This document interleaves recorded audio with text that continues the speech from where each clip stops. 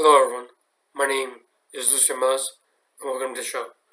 The major reason why I haven't been uploading is because the last book destroyed me a little bit in terms of what I believe in, but I've been doing some thinking and I'm back to normal. Today we have Rollo May's Man's Search for Himself from 1953. I'll read the back of the book.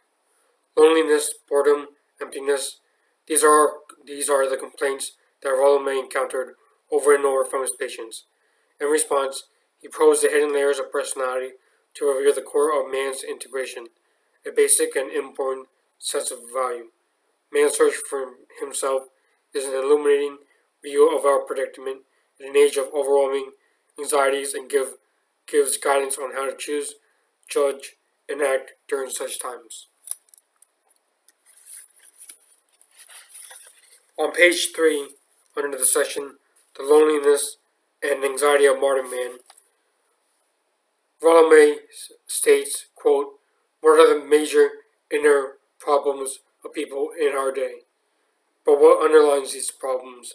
At the beginning of the 20th century, the most common cause of such problems was what Sigmund Freud so well described, the person's difficulty in accepting the instinctual sexual side of life and the resulting conflict between sexual impulses and social taboos. Then in the 1920s, Otto Rank wrote that the underlying roots of people's psychological problems at the time were feelings of inferiority, inadequacy, and guilt. In the 1930s, the focus of psychological conflict shifted again. The common denominator then, as Karen Horney pointed out, was hostility between individuals and groups, often connected with the competitive feelings of who gets ahead of whom. In the first paragraph, Rollo May sets out to describe the general feelings of modern man in the 50s at least, which were how in the 30s it was over psychological problems of inferiority, and Freud mentioned the problems such as the refusal to admit certain sexual taboos. Repressed desires or suppressed desires can lead to many symptoms such as anger, lack of sleep, or alternate selves as well.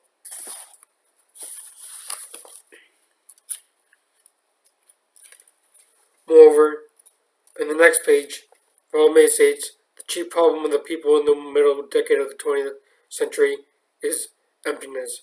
By that I mean not only that many people do not know what they want, but they often do not have any clear idea of what they feel. Moreover, they have no definite experience of their own desires or wants. Moreover, end quote, and beginning the new quote, they generally can't talk fluently about what they should want, to complete their college degree successfully, to get a job, to fall in love, and to marry and raise a family, but it is soon evident, even to them, that they are describing what others, parents, professors, employees, expect of them rather than what they themselves want. So I will read to you an example of today's, at least in 2019, status of the epidemic of loneliness. In a Harvard Magazine article, it says 22% of adults in the United States say they often or always feel lonely or socially isolated. A national 2019 survey led by the health insurer Cigna found that 61% of Americans report feeling lonely. There's a certain rise in the feeling of loneliness in America today, not due to COVID, but COVID certainly helps the rise of loneliness, is the smartphones. How many of us have seen children stuck on their phones and not exploring the world, or family dinners, whether in a restaurant or at home, stuck on their tablets and not socializing with each other? or lectures taught by students who are having the headphones in rather than hearing what the teacher has to say. This is a common problem and is currently the modern status of man.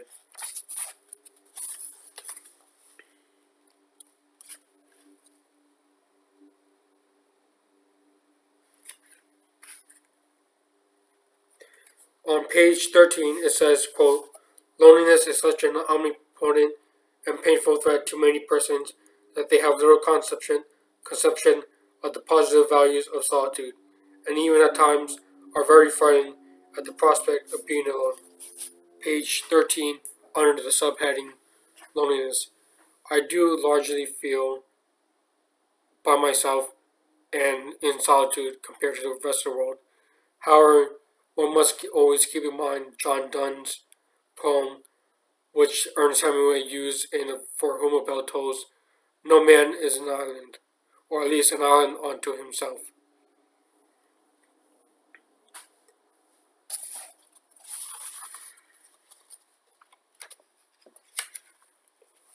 The fear of being alone, quote, page 17, derives much from his terror, from our anxiety, lest we lose our awareness of ourselves. If people contemplate being alone for longish period of times without anyone to talk to or any radio to eject noise into the ear, they generally are afraid that they would be at loose ends, would lose the boundaries for themselves, would have nothing to bump up against, nothing by which to orient themselves.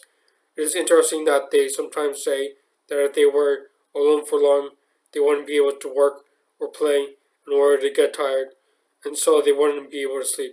And then, though they generally cannot explain this, they will lose the distinction between wakefulness and sleep, such as they lose the distinction between the subjective self and the objective world around them.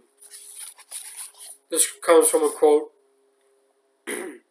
on page 17, which describes the overall symptoms one undergoes when spending too much time with themselves.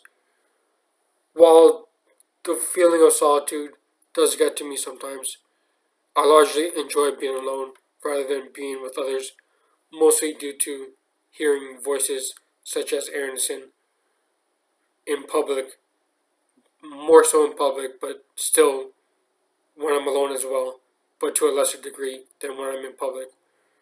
So if I could avoid the amount of time I hear Aronson, I would probably do it. As in Abraham Maslow's quote, given a choice between two options, people will generally choose safety over growth. And I do tend to choose safety over growth.